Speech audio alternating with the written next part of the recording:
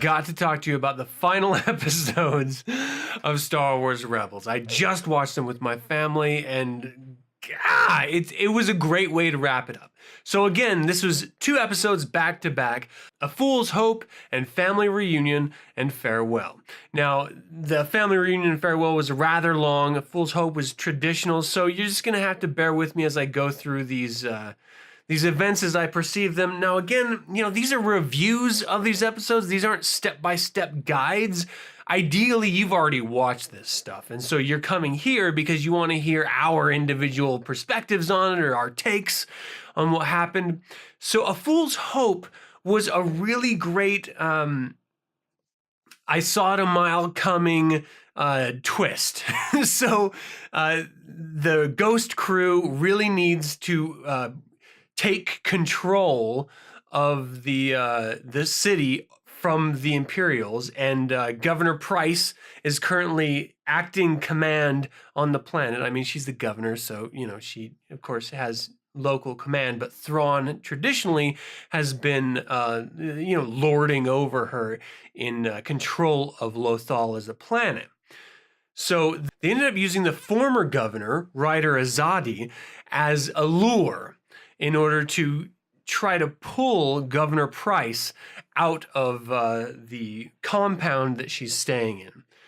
It actually worked. He said he would flip, and by flipping means he of course wants amnesty and forgiveness for his actions with the rebels if he can then deliver the Ghost crew to Admiral Price, and of course, or Governor Price, and of course she wants that. She literally has to capture the rebels, or else Thrawn is going to execute her as soon as he returns to Lothal from Coruscant. And he is coming, people. He is coming. So she's pretty much in her most desperate hour. Call back from A New Hope there. So she gambles on this opportunity, and unfortunately, it doesn't really pay off very well. But what you get, I mean, of course, it's all on the nose. It's all, of course, he's not going to flip on the rebels that helped liberate his planet as much as they have been able to up until this point. But you just know, watching this entire episode, that he's not going to actually turn the rebel team in. There are a couple little moments where you're like, oh well, what's the trick he's employing here? Because everyone seems to be shocked and stunned, but that's more attributed to the writers than it is to the actual story itself. Just doing their damnedest to trick you as a viewer. But of course, again, it's all on the nose. He's not going to betray the Ghost crew. And in the very last moment, he doesn't. However, it is taking Captain Syndulla and the actual, like the clone army, the 3 clones they have left, and Hondo, who's just a really great smuggler. It's taken them a while to get past the Imperial blockade to come and sort of play their role in this liberation of Lothal. And it's fun because you get to see a callback to Empire Strikes Back in Han Solo's efforts to evade the Empire, as sort of magnetically clamping himself to the Star Destroyer until they release their garbage, and then he lets go and sort of floats away into space, followed by Boba Fett, unbeknownst to him at the time.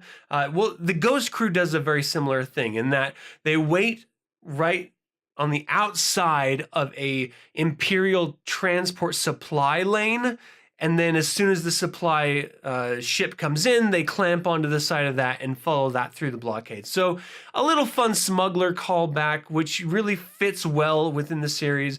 But as soon as the Ghost crew comes in and starts saving Ezra and Sabine and all the Zeb and all the people on the ground, they sort of gets turned on its head. Rook, again, Admiral Thrawn's assassin, comes into play, and he's just apparently the baddest mofo on the planet. Zeb had an opportunity to out him. Sabine screwed it over a couple episodes ago. Way to go, Sabine. And ensures that this assassin is around. You can't always argue with Warwick Davis having more roles in these shows. And even if those roles are despicable, the fact that he's in them is really awesome. He voices Rook, the assassin. So it gets to a point where they have to sort of, the Ghost crew has to fall back into a cave. But of course, this is all a setup because Ezra has a connection with the Lothwolves.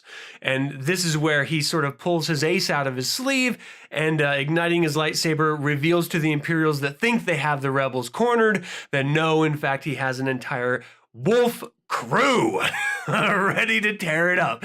And I had been complaining in silent circles here about the Lothwolves. But, you know, it's cheesy, and the only reason why they exist is because the director and writer really wanted them, and they don't really have any connection to the lore or anything, but whatever, they're in it now, and I gotta tell you, they redeemed themselves in my eyes in this episode. These wolves tore those Imperials up! Like, tore them up! It was pretty doggone awesome. Watching the tear Rook up, throw him over a balcony, take stormtroopers limb from limb and throwing them over and just knocking people out and stuff. It was a lot of fun to watch, and all in all, A Fool's Hope. The gamble paid off. They captured Governor Price, and they had their into the Imperial Command Center, and their plan to then rid Lothal of the Imperial presence seemed to be lockstep, completely bolted down and solid. And then the next episode comes out. So this is Family Reunion and Farewell episode. And this is literally the final episode, very long episode, as far as Star Wars Rebels is concerned, of this entire series. And it has to wrap up so much of this. It has to explain what happens to Thrawn, what happens to Ezra, what happens to the Ghost Crew that we haven't already been nodded off into, you know, Rogue One, and even way long tail callbacks to the Battle of Endor, where it was actually confirmed that a clone trooper, Captain Rex, was involved in, as well as Captain Syndulla. And so, you know, we were sort of teased that she was involved on Endor during the Forces of Destiny cartoon series that Disney put out. But it's nice to see it called back in other episodes. And again, you know, this is sort of Dave Filoni's tour de force, in that he wants to do everything he can to connect his series, plural, Clone Wars and Rebels, with the rest of the Star Wars universe. And he is doing an amazing job with this episode. So again, Family Reunion and Farewell episode. This sees Ezra taking command, making the choices from the lessons, based on the lessons that he learned from his master in previous episodes, to let go of attachments. If you want to be a Jedi, you cannot have attachments. You need to let go. And that's exactly what he does. He lets go of his past with his parents. He lets go of his current family to do what he truly believes is the right thing. But more importantly, he's doing it not just for his family, not just for the past, not just for the betterment of the individuals in his life. He's doing it for this planet Lothal. He wants to rid this world of Imperial presence, and thereby letting the rebels know that you don't have to take small victories. You can gamble big, and there might be a payout. And that's what's so great about this. So Ezra ends up with, of course, the Ghost Crew and all of his friends that are connected throughout the series of Star Wars Rebels, which is, again, really great to see all these characters getting together in the same space. Take control of this command center. And then it's released that not only is Rook still alive, surviving the Lothwolves, but he alerts Thrawn to the plan. And Thrawn is in fact inbound to Lothal from Coruscant, and it is on. So they know everything that's happening. And, you know, in the moment of what should have been the Rebels, the Ghost Crew's triumph, Thrawn, being the master tactician he is, playing this long game chess that you can only dream of seeing outside of Central Park, old grizzly old men playing chess together over cups of hot coffee with kids playing in the background. Like, I don't know, that was my only chess reference in my head. So he turns the tables on the Ghost Crew, leaving only one seeming option for Ezra, and that is self-sacrifice. He's going to turn himself in to not only save the Ghost Crew, but he's going to turn himself in to save the citizens of Lothal, the planet that is his homeland. So he goes up there, and this is where shit truly hits the fan. Thrawn hands Ezra over to a hologram of doggone Darth Sidious. Okay, now this is crazy because one, it's a hologram and not actually the Emperor, but I wouldn't really want the Emperor's physical presence in here because that would be too much power for Ezra to really command or even be a realistic player with. So they have to have some way of diminishing the Emperor's presence, and that is by making him a hologram.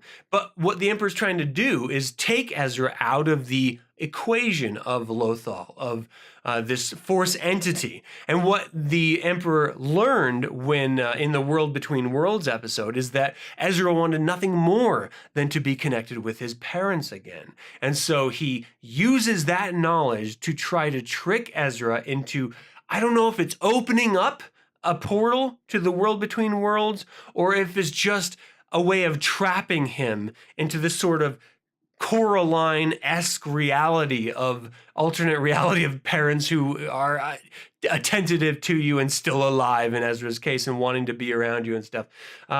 Really interesting little sequence, but Ezra rejects it last second, and as per usual, the Emperor is incredibly pissed, reveals himself as Darth Sidious, and it's really exciting. And then something happens that, I don't know, it kind of bothered me. You had these Crimson Guards come out, like the Crimson Guards of the Emperor's throne room, draped in robes and stuff. These guys weren't draped in robes. They looked like the Praetorian Guards of Snoke, which, was super Tonka toy, stupid looking in my opinion. But it's interesting that they come back. But here's my problem, is that they have these staves with this force power crystal, very Gandalf in the Land of Mordor-esque, where they light the light in the darkness of Mordor, and in this case lift up Ezra very Rey-esque in Snoke's throne room in order to, I don't know, torture him or make him painful or hold him still while stormtroopers rush in and start trying to shoot him. But of course Ezra Bridger uses the rubble of the Jedi Temple he just destroyed in order to crush them, and then breaks his way out of this situation. But Admiral Thrawn, being the master tactician he is, takes command and is on his way of destroying the rebels, including the command center that the rebels have taken command of. He doesn't care. He's Thrawn. What's one command center to him? He's got the entire empire in his sights. Well, he didn't plan on the rebels, because there was this really great moment of Rook and Zeb fighting on these sort of shield generator parts or something, as the clone troopers and Hondo and his Ugnaught friend, all in these heroic moments, try to break in and raise the shields again that the Empire dropped down in order to create this massive threat of Thrawn destroying them and the city itself, which is, I guess, this is the weird thing about Lothal. I guess it's just one city. Like, that's all they have. But the shield generator from this command center was the only thing protecting the city from Thrawn's assault, orbital bombardment, as it were. And they end up getting the shield back up last minute. Very Star Wars-esque. I mean, this scene of them in that shield generator room was the most heroic Star Wars moment in this entire series, I think. I genuinely enjoyed it. There was loss, there was compassion, there was humor, there was excitement, there was vengeance, there was justice. It was great. They get the shield generator back up just as Thrawn starts the orbital bombardment, which then hits the shield, protecting the city from further devastation. And Ezra breaks onto the control bridge. And Thrawn is turning his head like, what the hell are you doing here? Ezra's crew from previous episode had reached out during a contingency plan, and for some reason, in some way, met with the Purgils, which are like a whale squid hyperspace creature hybrid. I don't really know how to describe it except that it's a callback from like season 2 of this episode, this series, which is a really fun callback. Very whale-esque, and it kind of reminds me of like the Star Trek episode where they have to save the whales and stuff. Anyway, these whales come and create, because they're so massive in size, like Star Destroyer size, massive, at least a fraction of their size. Their plan is to, of course, destroy the Star Destroyers and stuff.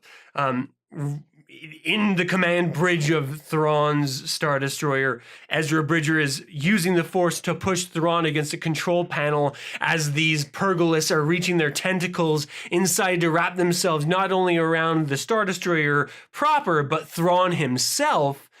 And then at this last second, Ezra is allowed an opportunity to tell the Ghost Crew that he loves them, they're his new family, and that he's doing this for them, and he hopes to see them someday. And the Pergolas let their hyperspace tentacles go, and he takes Thrawn, the Star Destroyer, and Ezra Bridger with them. And this is a really great way for Dave Filoni to rationally explain why Ezra Bridger is not in Rogue One, he's not in A New Hope, he's not in Empire Strikes Back, Return of the Jedi, The Force Awakens, The Last Jedi. He's not in any of these movies because he was hyperspaced by these Pergolas into some unknown region of the galaxy, presumably with Admiral Thrawn, which also explains why he's not. You don't want to kill a character like Admiral Thrawn off in the season after you just introduced him, especially when there's a couple novels, one novel out, one coming out. Like, you don't want to destroy a character like that. He's a great Admiral Thrawn, Grand Admiral Thrawn. For all you Legends and EU people, I mean, this is a big deal. And so with Ezra gone and Grand Admiral Thrawn gone, there is the opportunity for them to return. Perhaps in the next episodes or next series, Star Wars Resistance, perhaps. Who knows? We'll have to find out. But it was a really great way of solving that problem of why the Jedi wasn't around and why Admiral Thrawn wasn't around. And of course, as far as the series is concerned, it's a really great way of liberating the city. So now that the Imperial forces are gone, the Rebel Ghost Crew sends this command center, which is now actually a spaceship the whole time, up into the greater atmosphere, destroying it after they've been rescued by the clone trooper remnants. And then you have this really great epilogue that Sabine Wren delivers, explaining that yes, Captain Rex and Captain Syndulla were in the Battle of Endor, which for those of you who saw that white bearded guy in that scene of Han Solo breaking into the shield generator control room had always speculated, ooh, is that a clone trooper? Well, now there's even more argument that it may in fact have been, even though, ironically, it's been disputed a couple times. But they were in fact a part of it now in canon, thanks to this episode. And Ahsoka Tano returns Gandalf the Grey style, nay, Gandalf the White, robe and staff and light shrouding them included. And her, Sabine Wren, and Ahsoka Tano go off to find and liberate Ezra Bridger. And who knows, maybe that is the actual beginning of Star Wars Resistance, or maybe it's a subplot, or maybe it's a novel that's going to be released. But it is exciting nonetheless to think that we are going to be seeing some EU content with the Ghost Crew. Like, that is exciting. And I get Dave Filoni he created Ahsoka Tano. He didn't want to kill her off in the Clone Wars because LucasArts was bought out by Disney and they were forced to quit the series before they were ready to. And so he snuck all of this Clone Wars content into the Rebels series in order to tie those loose ends. And now seemingly he's trying to take all of this Rebels loose ends and tie them into some forthcoming novel or series to carry it on in true George Lucas fashion. But I gotta tell you, after watching The Last Jedi, it's nice seeing someone who is in a producer, writer, credited role of content creator carrying on George Lucas's tradition rather than the shitty Last Jedi, I don't give a fuck what came before me, I'm just going to create my own series because I can, Rian Johnson way of fucking the entire series and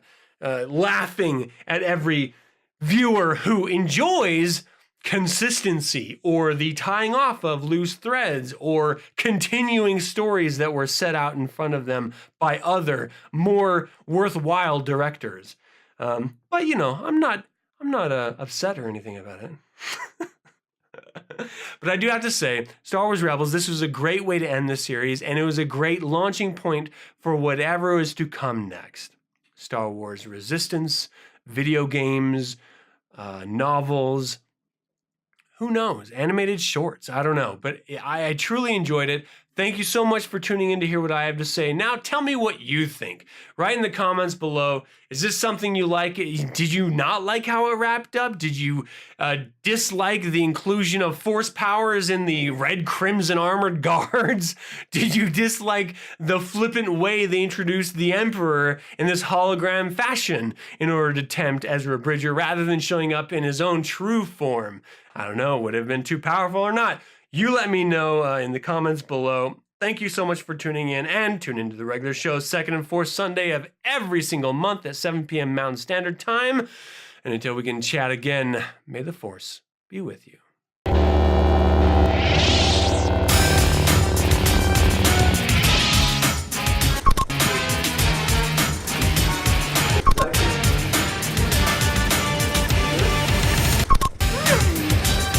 Princess Moon. Princess Moon.